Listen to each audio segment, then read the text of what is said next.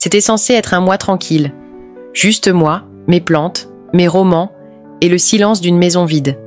Mais quand il est arrivé, avec seulement un sac de sport et ce sourire lumineux, je ne savais pas qu'il allait bouleverser ma routine solitaire. Tout a commencé un mercredi pluvieux. Claire, ma colocataire et amie de longue date, venait de partir pour l'Europe. Elle s'envolait pour une résidence artistique qu'elle préparait depuis des années. Avant de partir, elle m'avait demandé un service. Accueillir son fils de 23 ans, Lucas. Son appartement n'était pas encore prêt. Plutôt que de dormir sur un canapé chez des copains ou s'entasser dans un dortoir, elle voulait qu'il soit dans un endroit sûr, chaleureux, avec de bons repas. Je n'étais pas inquiète. Lucas était poli, posé, respectueux.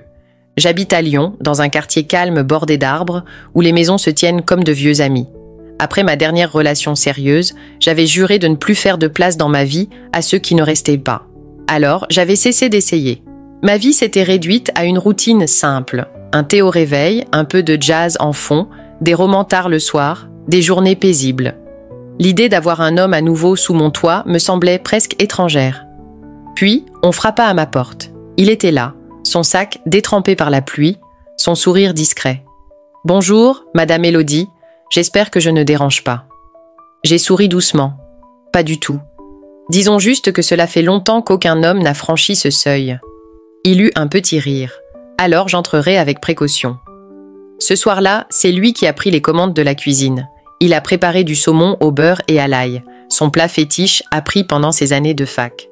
L'odeur embaumait toute la maison, chassant la froideur habituelle.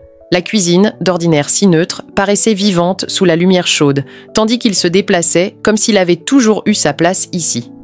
Nous avons commencé à dîner en silence, puis la conversation est venue naturellement. Il m'a parlé de sa passion pour la musique. Je lui ai parlé de mon jardin. Et sans qu'on s'en aperçoive, les heures avaient filé. Avant d'aller me coucher, je me suis arrêtée un instant devant ma chambre. J'entendais son rire grave résonner doucement depuis la chambre d'amis où il s'installait. Je ne le savais pas encore, mais quelque chose avait basculé ce soir-là.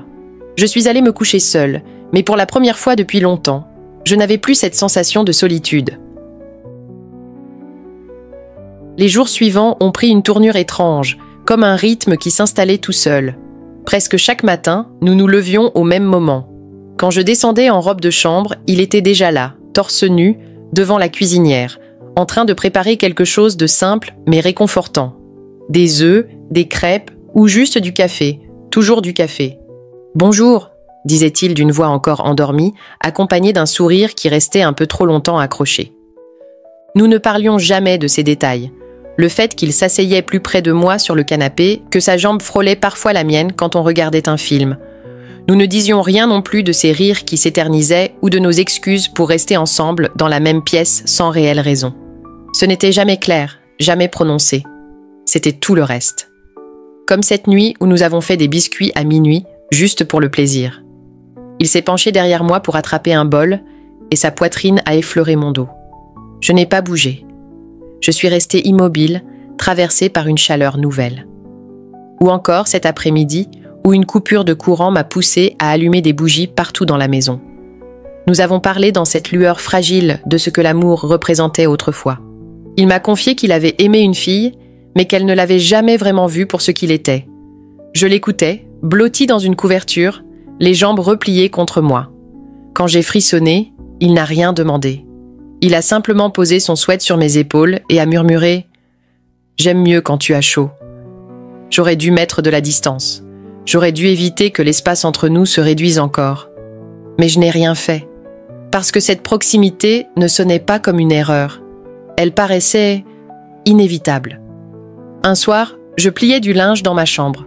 La maison était silencieuse, la porte entr'ouverte. Il est apparu avec 2 tasses de thé fumant, une pour lui, une pour moi. Sans rien demander, il s'est assis au bord du lit.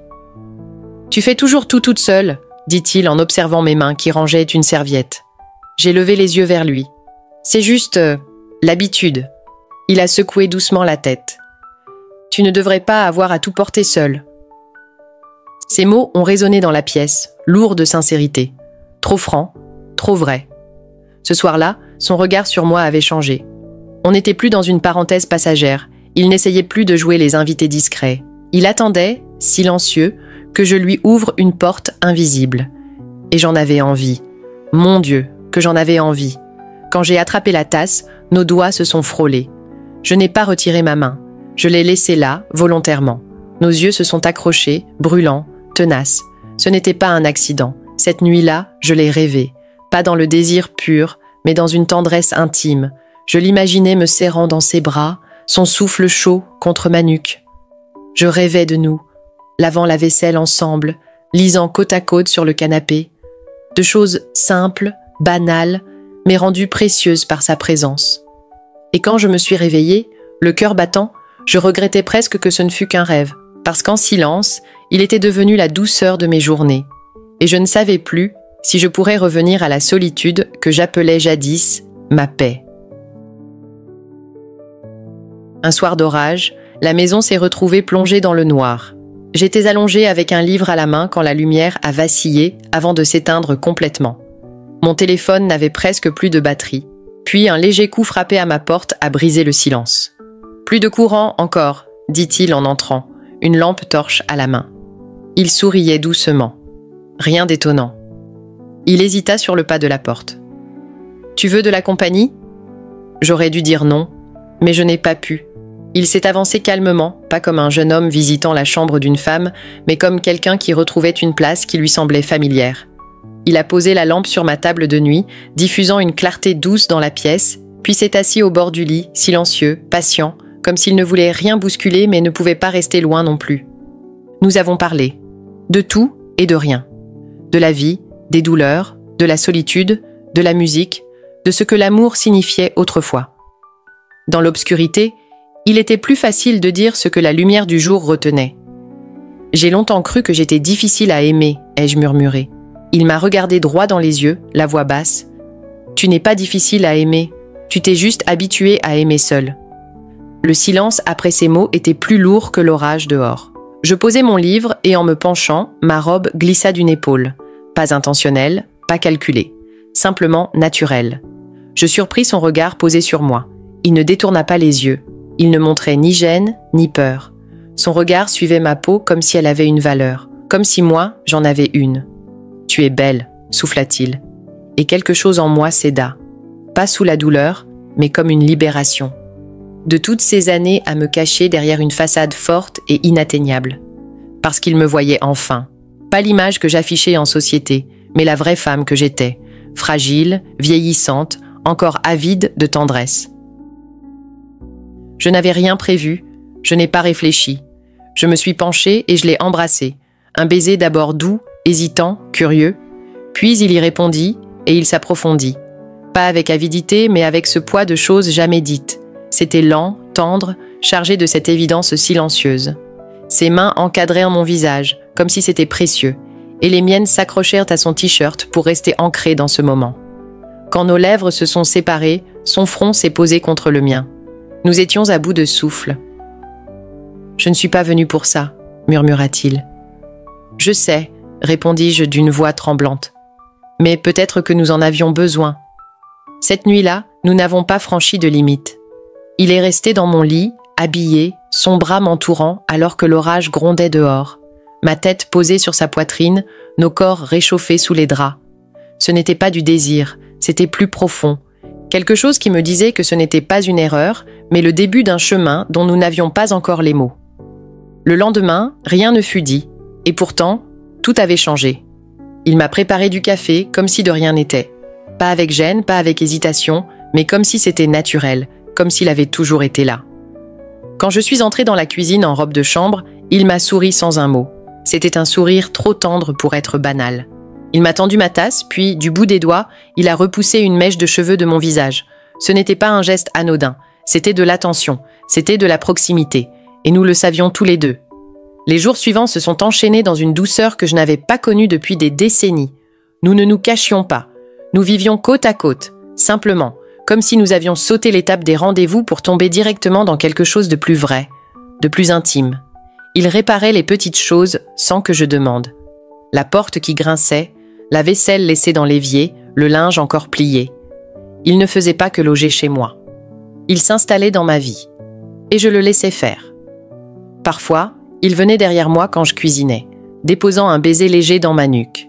Parfois, il soulevait mes jambes pour les poser sur ses genoux pendant qu'on regardait un vieux film. D'autres fois, il attrapait son appareil photo pour me surprendre dans mes gestes les plus simples.